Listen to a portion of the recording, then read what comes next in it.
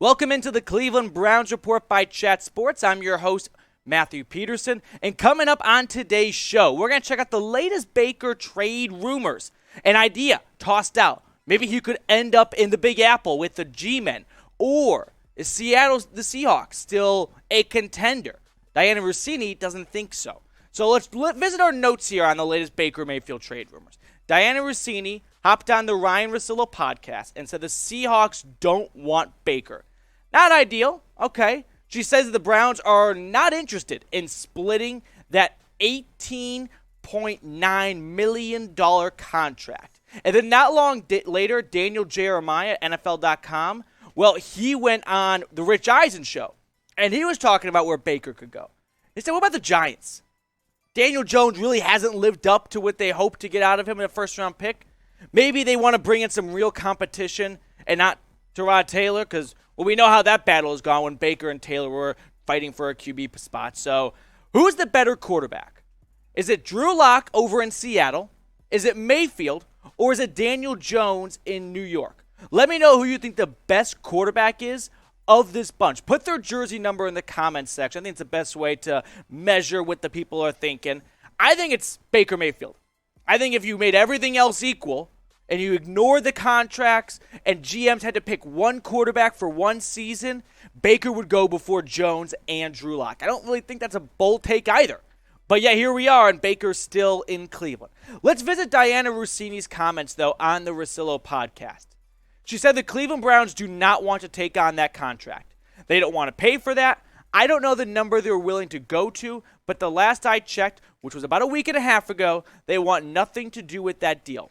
If you want Baker Mayfield, you're going to pay that money. Cleveland's not going to try to split it with you.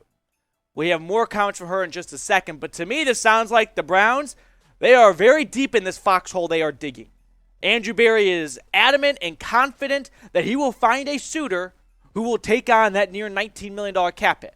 Now, those comments she said were a little dated. She said that just yesterday, but she's referencing what she said a week and a half ago, which was before the draft. So maybe after the draft, Berry has gone and thought, you know what? I thought we'd get a draft day trade. The Panthers ultimately moved up to get Matt Corral. Maybe we do have to eat some of this money.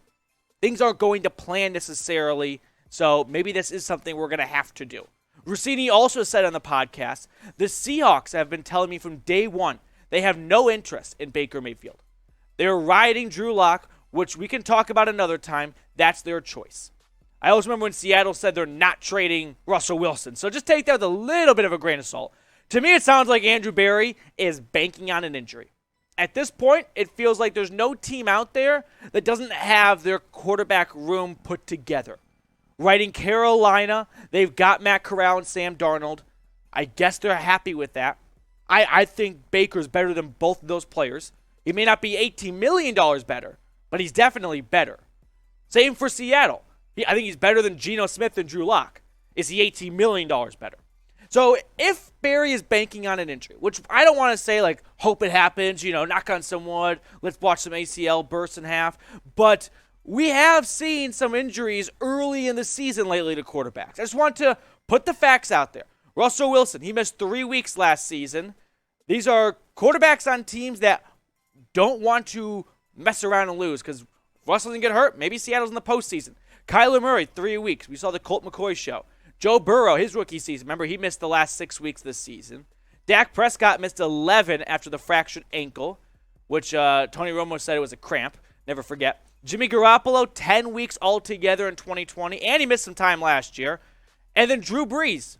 Remember when Teddy Bridgewater had to spell him for a couple weeks and actually played better? Yeah, he missed 4 weeks. So there have been some big-name quarterbacks who have missed a good amount of time not too long ago. So where do you think Baker ends up? We'll look at more on the Baker Mayfield trade buzz, including what Daniel Jeremiah said. But overall, if you had to pick a team, like gun to your head, where's Baker going to go? Your guess may be as good as mine. Now, Daniel Jeremiah is suggesting a trade with the New York Giants, which is interesting because they've got Daniel Jones, who they opted not to pick the fifth-year contract option on, and they signed Tyrod Taylor during the offseason and free agency. So you would think they're content-ish with their options at quarterback. Here's what Jeremiah said during the Rich Eisen show.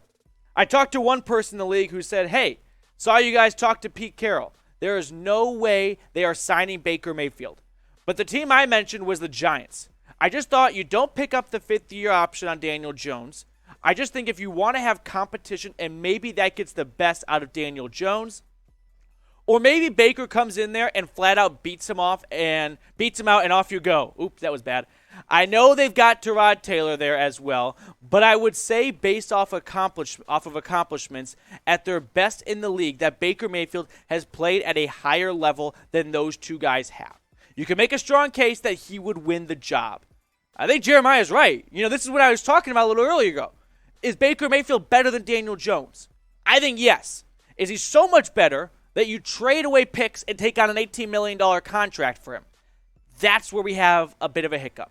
That's all of a sudden where things aren't aligning all that well. So we've got some more Baker and Daniel Jones stats to look at in just a moment, but I want to tell you about a great deal going on at Fanatics. You can get a custom jersey, okay? That's what producer Marshall likes to call it. When you go to chatsports.com/brown shirt, put any player, any name you want right there, and boom. You got your own custom jersey. It's way cheaper than getting a jersey. Don't get me wrong, I love a good jersey, but sometimes with how often players come and go from teams, a jersey may be the more financial safe pick here. If you compare the stats, though, like I was saying, from Baker to Jones, sure, Baker's played a lot longer, right? But it's not close. I don't think so. More yards per game, much better record as a starter. And the turnovers for Daniel Jones, I did him a favor, and I just put interceptions there. If you did interceptions and fumbles, it's not a pretty number for Daniel Jones.